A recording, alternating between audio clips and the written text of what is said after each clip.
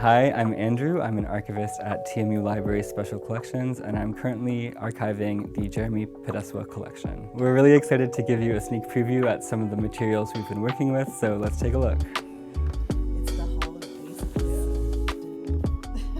Faces. He was really interested in exploring themes of sexuality, of romance, of relationships between people and with the city and with the earth and with memory. And this all culminated in his first feature film, Eclipse, which premiered at 1994 TIFF. We can see kind of the whole process of what he went through with the wardrobe continuity, with the script writing, the screenwriting process, the editing process. You know, a lot of his early work is really reflective of his relationship to Toronto and what the city did for him and what he saw in the city.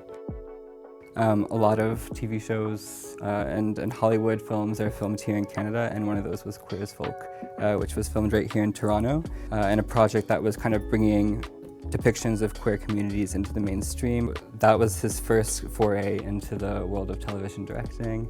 And at this point, you know, he's really starting to make a name for himself. It was just a slew of other shows. He worked with True Blood, he worked with The Pacific, he worked with The Handmaid's Tale, American Horror Story, and I think this is also when we start recognizing Jeremy Podeswa as a television director. And of course, what Jeremy Podeswa is perhaps best known for today, which is Game of Thrones. He directed 6 episodes. He earned 2 Emmy nominations for his work on this show. There's some really memorable moments in the episodes that he directed. You know, Arya entering the Hall of Faces for the first time after her voyage across the sea.